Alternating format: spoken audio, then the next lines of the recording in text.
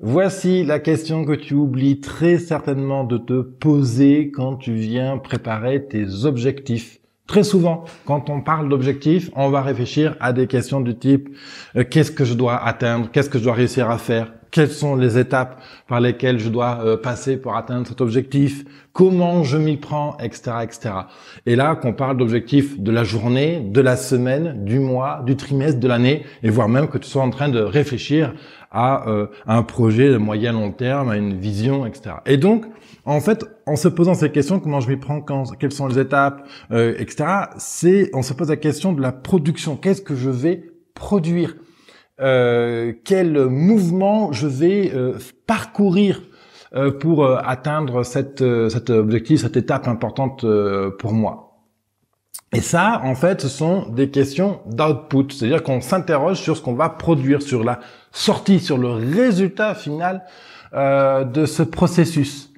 Et évidemment, si la question elle est incomplète. Et moi, je te propose ici de venir inverser le raisonnement, c'est-à-dire de se poser de quoi as-tu besoin en input, en entrée, pour pouvoir démarrer ces objectifs. Parce que effectivement, tant qu'on n'a pas la matière, les ressources nécessaires pour démarrer ton objectif, eh bien, tu ne peux pas le démarrer. Et ça paraît évident, sauf que je vais te le démontrer là en quelques exemples. La plupart du temps, nos objectifs sont des objectifs immatériels. Réussir à développer des ventes à tel niveau de chiffre d'affaires, réduire le temps d'attente de notre client de temps, améliorer le taux de conversion de site web, réussir une présentation, un oral, un pitch, une démonstration, un webinaire, tourner des vidéos, etc. Tout ça, c'est très flou comme réalisation. On peut pas toucher une vidéo. Voilà, le cerveau, c'est relativement abstrait pour le cerveau, voire très abstrait. Donc, par exemple, il y a un endroit dans ta vie où tu te rends compte systématiquement si tu n'as pas les bonnes inputs pour réaliser ton objectif.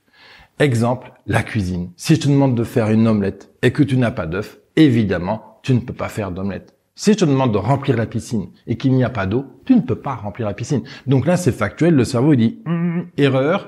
Je ne peux pas cuisiner. Il me manque tel et tel ingrédient. Je ne peux pas remplir la piscine. Il me manque de l'eau. Maintenant, si tu as comme objectif, par exemple, de réaliser une présentation importante, de faire une conférence, par exemple, de présenter un projet à un client,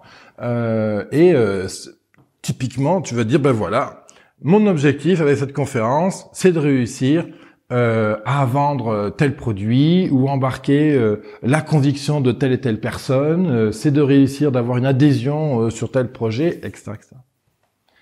Si ce matin-là, tu arrives à ta conférence avec le moral en vrac, ta conférence aura peu de chances de fonctionner comme tu l'entends. C'est l'ingrédient clé. Donc, de quel ingrédient ai-je besoin pour réussir mon objectif? Et ça, cette question-là, on oublie très très très souvent de se la poser. C'est pour ça que je prends le temps, là, pendant le temps que je bois mon thé ce matin, de venir te poser la question. De quel input as-tu besoin pour réaliser ton objectif du jour? Et les inputs dans les objectifs abstraits, comme par exemple réaliser une conférence, c'est abstrait une conférence. Alors oui, tu vas être physiquement là, devant un grand écran, peut-être du monde et compagnie, t'auras peur, peut-être que tu vas transpirer un coup, machin. Ok, ça va être concret, mais globalement, vendre tel projet, si tu es en train de vendre des centrales nucléaires, c'est très abstrait, quoi. Tu veux dire, bon. Et la centrale nucléaire, bien sûr, c'est une métaphore pour tout ce qui bouillonne dans ta tête. Et donc, en fait, l'input, dans ce cas-là, ça va être quoi? De quel mindset j'ai besoin? Comment j'ai besoin de me sentir en moi? Qu'est-ce qui a besoin d'être préparé en amont? Est-ce que j'ai besoin de rédiger quelque chose? Comment je peux faire? Voilà, tu vois, c'est cette question-là de l'input, c'est comment je prépare mon terrain, de quel ingrédient j'ai besoin pour pouvoir progresser. Et si je fais l'analogie avec la cuisine, typiquement, tu veux faire, imaginons un gâteau, ok. Donc ça, le gâteau, c'est le résultat. Au milieu, on va avoir une recette, c'est le process de fabrication. Et on va avoir des ingrédients. Donc les ingrédients, c'est l'input. Le process, c'est le fait de travailler et d'aller vers l'objectif que tu souhaites atteindre. Et le gâteau, c'est ton résultat. En business, dans le développement personnel, dans la vie, le gâteau, ça va être ce qu'on appelle des résultats SMART. Tu as déjà peut-être entendu ça, hein, SMART, des résultats que tu peux mesurer, quantifiables, qu'on peut venir évaluer de manière concrète. En business, moi j'aime bien raisonner avec des OKR. OKR, c'est Objective Key Results. C'est beaucoup plus précis que la méthodologie SMART. Et donc voilà, on se pose la question de quels sont mes objectifs. Le process. Bon, ok, typiquement faire une vidéo. Ok, quel est le process pour moi pour faire une vidéo? Ok, je dois préparer mon épisode, je dois installer la caméra, valider que la scène de tournage soit propre, que je sois en condition, que j'ai les yeux clairs, des choses comme ça. Mais quels sont mes inputs pour réussir à faire une vidéo? Eh bien, j'ai besoin d'être clair mentalement. J'ai besoin d'avoir une bonne lumière. J'ai besoin d'être dans une posture d'énergie qui soit favorable à la vidéo et je vais travailler ma voix juste avant de tourner pour être sûr de pouvoir bien articuler lorsque je tourne. Voilà, par exemple. Et tu vois, juste se poser la question, imagine qu'il y a quelque chose que tu n'arrives pas à faire depuis longtemps, que tu sais majeur pour toi, typiquement tourner des vidéos pour faire la promotion, faire la pub Facebook, créer un produit, modifier comment tu réagis à certaines situations, modifier comment tu veux aborder des clients, etc. Mais pour X raison, ça ne change pas, tu ne vois pas comment démarrer. Parce qu'en fait, on focalise sur la finalité, alors qu'on devrait focaliser sur quels ingrédients as-tu besoin pour démarrer, juste démarrer. Parce que d'un point de vue neuroscientifique, on sait que le plus dur dans la réalisation d'un objectif, c'est pas faire le travail en lui-même, c'est démarrer le travail.